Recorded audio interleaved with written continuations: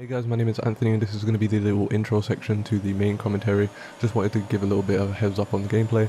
I'm driving out Germany against 90% AI and I feel as if I did really well in this race. You'll see what ends up happening as the video goes on, but yeah, this is just a little intro to the actual commentary itself. And if you do like the video after you finish watching that commentary about the esports, then hit the like button and subscribe and hit the notification bell for more videos like this, because I want to start posting more videos like this. So I'll see you guys in the next video and let's get the main commentary rolling. Hey everyone, my name is Anthony and in today's video I'm going to be talking about my thoughts about the F1 2019 esports events. So I've got a few questions that I've written on my phone and I'm just going to be really answering them and just giving my opinion on what I thought about this year's F1 esports, because it is the first F1 esports that I've watched, so I just wanted to give my point of view from somebody who's just coming into it.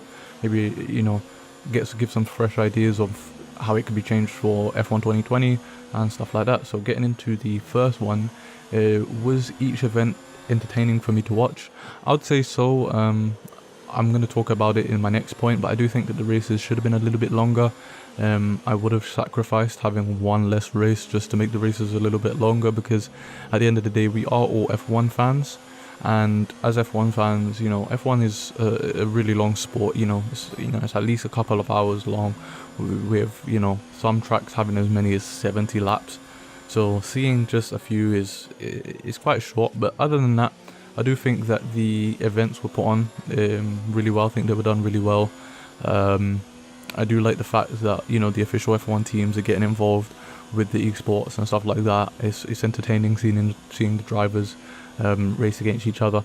One thing I would like to put into this section is I would actually like to see the qualifying live. Now, I know that qualifying may be boring to some people, but I personally enjoy watching the qualifying. I would like to see how what type of laps each driver put in to actually get those times that they put up for the race.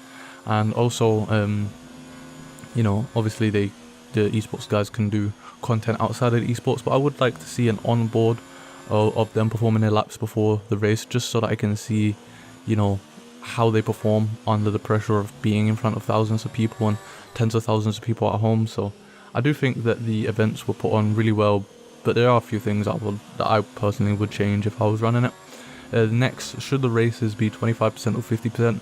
Now, I know some people in the comments of each event that I've personally watched have said about 100% races, and though I think, again, we are F1 fans, we watch 100% races every weekend when F1's on, I do think that, you know, Codemasters and, you know, New Balance and the people running the F1 esports, they do want to appeal to people other than just F1 fans. They want to bring new people into the scene, and the best way to do that is by having shorter races, because not everybody comes into F1 wanting to watch a 2-hour race.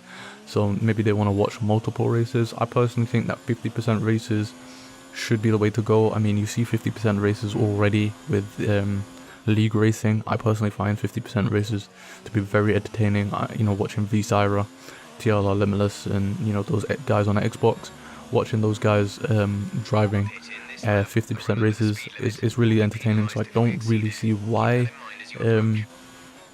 the F1 esports, the official events, shouldn't be doing 50% races, especially when with the 25% races it's guaranteed a one stop. And if you don't do a one stop, if you even think for even a second about doing a two stop, then you've already lost the race, because, you know, it's too short to do a two stop. So with 50% race, you will get different strategies, which will make the races even more entertaining, especially since going into my next point, which is why I like watching the esports events more than the real life F1, is because the cars are a lot closer, because you have the cars being at equal performance. You know, you're not going to see the same drivers at the top all the time unless it's due to their own individual skill. And by having different types of strategies within the race, it's just going to make it even more entertaining, because not only are the cars equal, but the strategies are different. And, you know, you do want to see what sort of strategies can work against other strategies when looking at somebody who's 50% races. So I'll definitely say that, you know, maybe for 2020, consider doing 50% races. As I said in the beginning, I would rather sacrifice a race. So instead of seeing 3 25% races, maybe 250% would probably be better. I'm pretty sure a lot of people can agree with me on that, you know, just doing 50% of the races, because we already see it with league racing, and a lot of these esports drivers do league racing themselves, so they're used to doing 50% races themselves anyway, so it's not like it's something completely new to everybody. So I definitely think that 50% races should be a thing in F1 2020 esports. Should the F1 esports last longer than just 3 events? Now, I know F1 esports is still pretty new, it only started in 2017.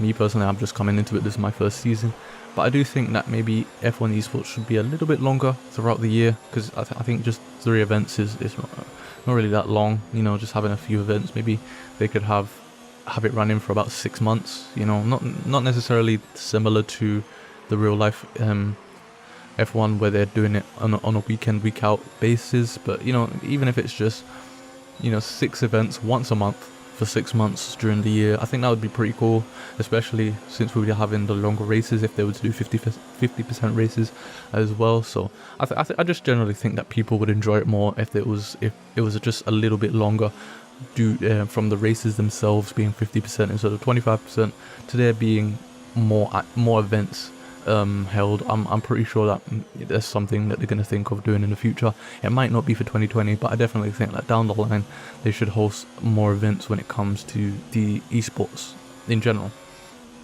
And my last tip, because I did say this was going to be a quick video, should you be watching the 2020 esports event? I definitely think you should, even if they do keep the rules the same with the 25% and the 3 events. I still enjoyed it personally. As my first time watching the esports, I still enjoyed it, and clearly everybody in the comment section still enjoyed it, even though it wasn't exactly ran the way that they wanted it to be. I still enjoyed it, and seeing the races were a lot more entertaining than the real life F1, because with the real life F1 you sort of can predict how the race is going to go before it even happens, because of the differences in the cars. You know, I think it's like a good 3 seconds per lap difference between Mercedes and Williams right now. So, you know, just by the difference in cars, just by obviously knowing the drivers, you can tell easily what's going to happen before it happens. Whereas with F1 esports, they're bringing in new drivers all the time, and not only that, the cars are equal, so you know, you don't really know who's going to be where.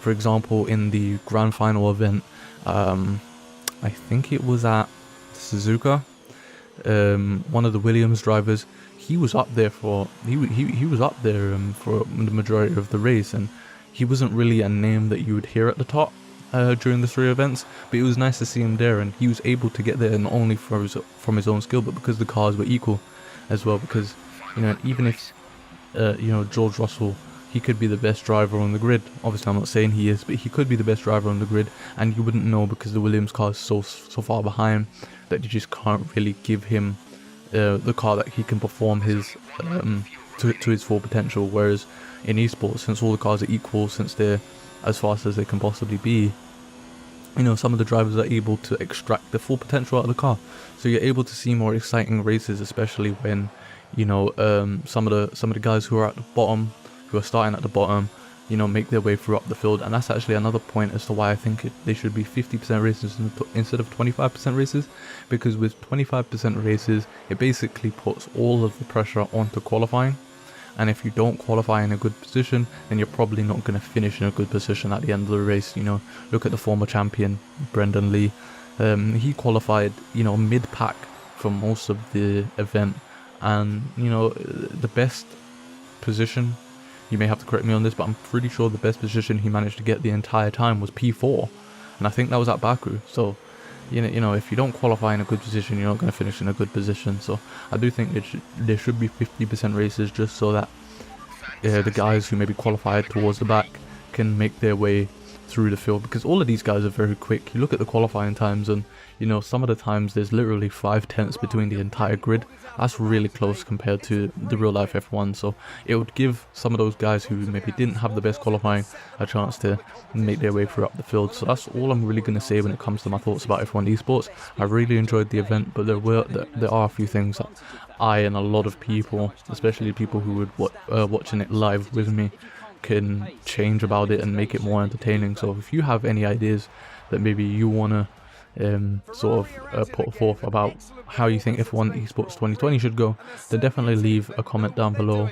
And maybe we could start a discussion. I know I don't have a lot of subscribers and I don't get a lot of views right now, but I'm sure that as time goes on, the video will get the views. And maybe you guys who are watching the video right now, wherever you're watching it right now when it's uploaded, or whether you're watching it a year from now, can put your ideas forth of what you think F1 Esports should be doing in the future. So yeah, that's pretty much going to be it. If you liked the video, hit the like button, subscribe, and hit the notification bell.